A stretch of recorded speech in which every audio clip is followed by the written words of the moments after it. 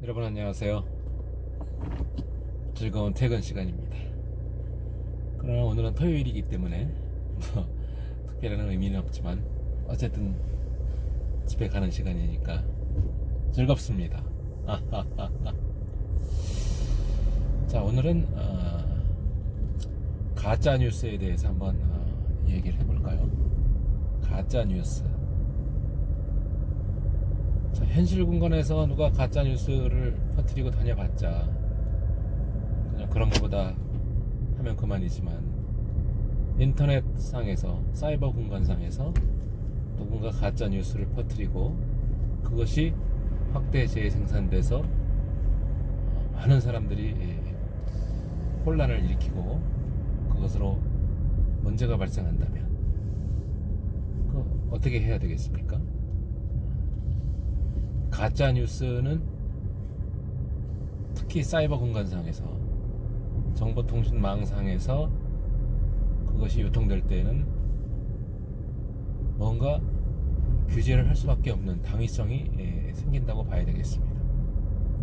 자, 우리 법률에서 정보통신망, 즉 인터넷상에서 거짓된 어떤 말을 전하는 경우에 규제하는 법률이 좀 있죠.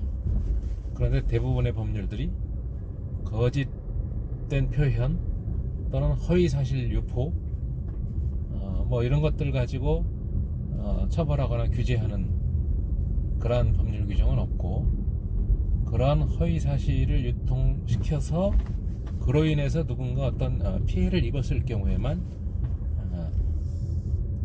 그 처벌 규정을 두는 그런 형태의 규제 법령만 존재합니다. 예를 들면 허위 사실을 유포해서, 가짜 뉴스죠 다. 뉴스라는 뜻이 무슨 뜻이겠습니까? 어쨌든 어떤 사실을 알리는 게 뉴스잖아요, 그렇죠?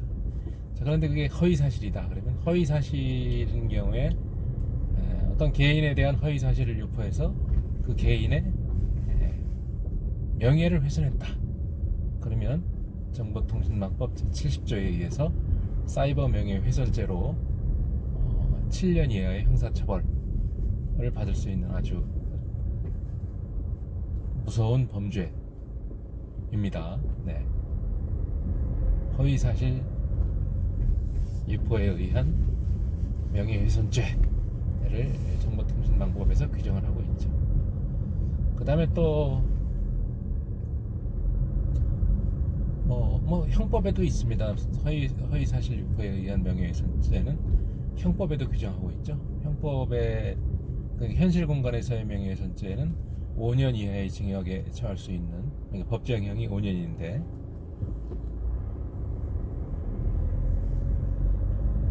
사이버 공간상에서의 허위사실 유포 행위는 법정형이 7년으로 이렇게 가중되어 있습니다. 가중 처벌을 하게 되어 있는 거죠.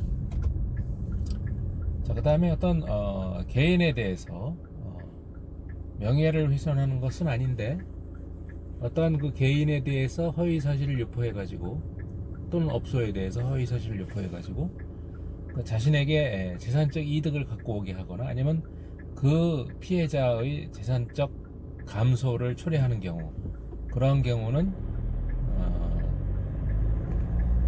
전기통신사업법에, 전기통신사업법 47조인가 거기에 제2항에 허위통신 그래가지고 규정을 하고 있습니다. 그럴 경우에 형사처벌을 하게 돼 있죠. 그런데 그 제2항이라고 지금 말씀드렸는데, 제1항에는 과거에 그 유명한 허위통신죄가 규정이 되어 있었습니다. 지금 허위사실을 유포하는 행위 자체만 처벌하는 조항은 없다고 했는데, 바로 이 조항이 허위사실 유포 자체를 처벌하는 조항이었습니다. 그 범죄의 타이틀은 허위통신 그래가지고, 이게 사이버 공간, 인터넷을 이용한 범죄이기 때문에 허위통신이라는 표현을 썼었죠. 그런데 그것이 헌법재판소에 제소가 돼서 헌법재판소가 그 조항을 헌법 불합치 결정을 내려가지고 결국은 삭제하게 만들었죠. 자관 위헌이라는 판정을 내려서 그 조항을 없어졌습니다. 그래서 현재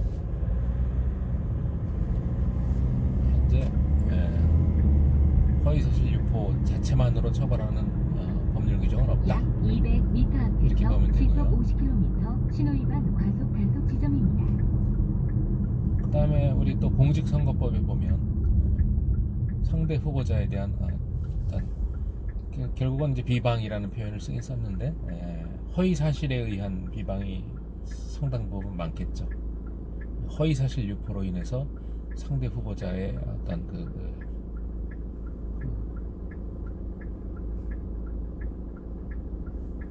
위상을 낮추거나 품격을 떨어뜨리거나 그런 행위에 대해서는 형사처벌을 합니다.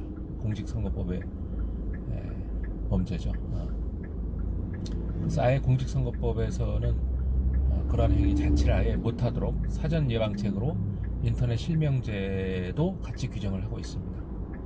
자신의 본인 확인을 한 사람만이 게시판에 타인에 대한 의견을 적을 수가 있는 것이죠.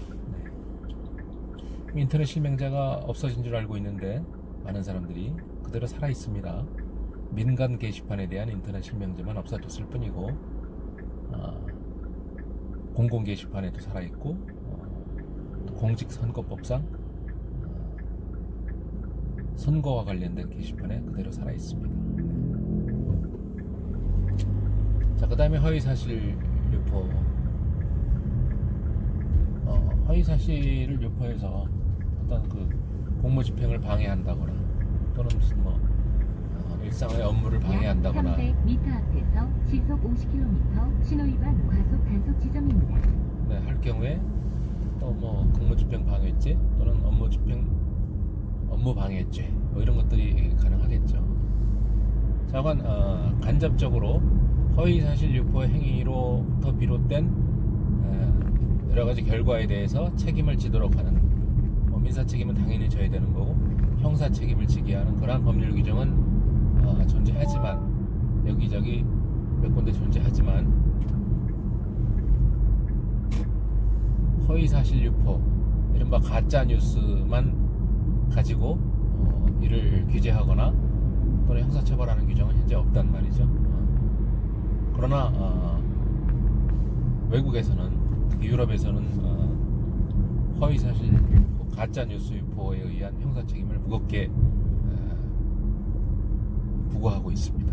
네. 우리나라도 이 가짜뉴스에 대한 대처 방법으로 법률 규정을 두어서 그것이 공익을 해치거나 또는 국가경제에 위기를 몰고 오는 경우 이런 경우에는 형사처벌을 해야 되는 거 아니냐 이런 식으로 반드시 그 결과치를 결부시켜서 무슨 결과가 발생을 해야 좋지 않은 결과가 발생을 해야만 처벌할 수 있는 것으로 이제 규정을 하려다 보니까 예를 들면 공익을 해야 하는 결과가 온다 이렇게 되면은 또 헌법재판소에서 공익의 개념이 모호하다 그래서 또 위헌 결정을 내릴 수가 있거든요. 그래서 쉽사리 입법을 잘 못하고 있는 것 같아요. 하지만 우리 지금 현실은 어떻습니까? 어마어마하게 많은 가짜 뉴스들이 우리의 삶을 어지럽게 만들죠. 또 많은 사람들이 그 가짜 뉴스에 속아가지고 막 그냥 불법 행위를 서슴지 않고 행한단 말이죠. 그렇다고 그래서 그 불법 행위만 가지고 또 처벌하려고 하면 왜 또 표현의 자유를 침해하냐 이런 식으로 또 막 항의를 하고 말이죠. 그래서 어떤 방식으로든 형사 입법을 좀 해야 되는 거 아닌가 이런 생각을 좀 하고 있습니다. 가짜 뉴스를 없애기 위해서는 그 가짜 뉴스를 행하는 사람들을 형사 처벌할 수밖에 없습니다. 다른 방법이 없어요. 도덕심을 키워서 어떻게 하겠다? 그게 되겠습니까? 안 됩니다. 고의를 가지고 그런 행위를 하는 사람들은 어떻게 법률 규정이 아니고서는 막을 방법이 없는 거죠. 자, 오늘은 가짜 뉴스에 대해서 짧게 한 말씀 드려봤습니다. 감사합니다.